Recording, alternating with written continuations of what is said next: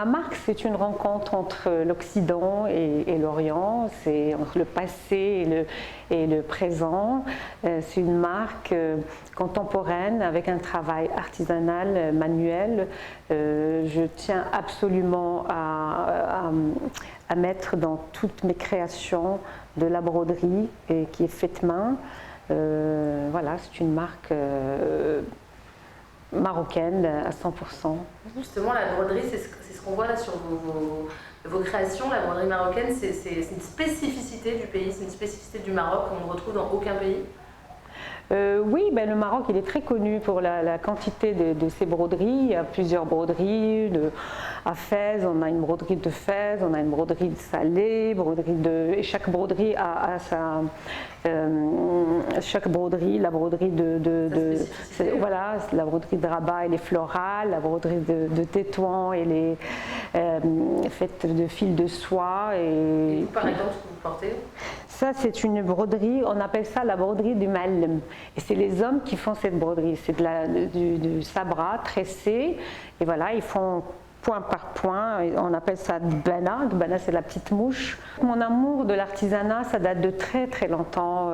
J'étais encore gamine. J'avais 10 ans quand je partais dans la Médina ou chez ma grand-mère, où je me baladais. J'étais toujours impressionnée par le travail des artisans. Et après, il y a longtemps, les mères, elles avaient l'habitude d'envoyer leurs filles dans les ateliers de broderie pendant les vacances scolaires. Et j'en faisais partie de ces filles. Donc j'allais avec mes sœurs, on a fait toutes sortes d'ateliers de broderie. On a appris pas mal de broderie, de tissage, des tapis, à faire des tapis. Et par la suite, j'ai fait une école de mode et c'était naturel pour moi que j'emploie toutes ces broderies dans mon travail parce que j'avais très envie j'admirais les artisans, j'admirais leur travail qui prend beaucoup de temps, beaucoup d'énergie, beaucoup de concentration. Et je me dis, il faut absolument que je mette ça au goût du jour, il faut absolument que je mette en valeur ce qu'ils font. Et c'était naturel que j'actualise cet art qui me tient à cœur. Donc après mon école de mode, j'ai commencé... C'est quoi comme école vous avez fait? J'ai fait une école à Rabat, une école qui s'appelait Miss Mode, elle n'existe plus. Et il y avait une classe de stylisme et modélisme. Et après, quand j'ai eu mon diplôme, j'avais un petit atelier. J'ai commencé d'une façon très très timide parce que j'avais ni les moyens, ni la confiance pour commencer.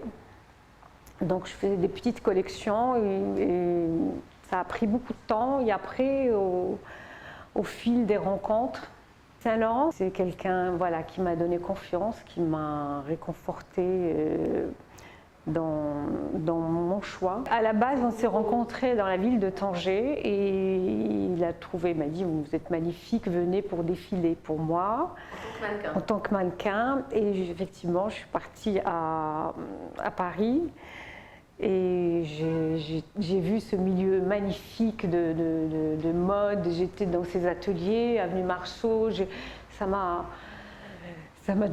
donné... Oui, voilà. Et puis je suis rentrée par la suite. Il y a eu une collaboration avec Bernard Sens. J'ai fait pendant longtemps la marque de vêtements du Jardin Majorelle. Ça aussi, ça a joué un rôle. Quand je vois qu'une maison aussi prestigieuse qui est la maison Saint-Laurent, enfin Jardin Majorelle, qui font confiance à une jeune styliste comme moi. Et donc voilà. Et après, il y a une... En fait, il vous a inspiré? Oui, il m'a inspiré. Et puis, je pense je suis dans la même sensibilité que Saint-Laurent.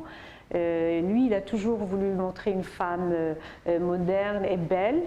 Moi aussi, je ne cherche pas à faire de la tendance, je ne cherche pas à avoir des choses... moi, je veux un vêtement structuré, un vêtement qui est simple, un vêtement intemporel aussi, qu'on puisse le mettre dans un placard et le sortir 2 ans après ou 3 ans après. Donc je pense que j'avais déjà la conscience écologique. Et voilà, j'ai envie de rendre la femme belle. Et Yves Saint Laurent, il a toujours son souci, c'était de rendre la femme belle et libre. Et une femme libre dans ses mouvements, c'est une femme libre dans son vêtement. Et ça, c'est très important. Et cette liberté, c'est par la matière, par la coupe.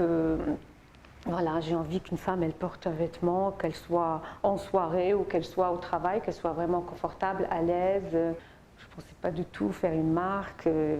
Mais bon, les choses se sont construites petit à petit à force du travail, de rencontres, de curiosité. L'idée, j'avais toujours envie j'avais ce rêve.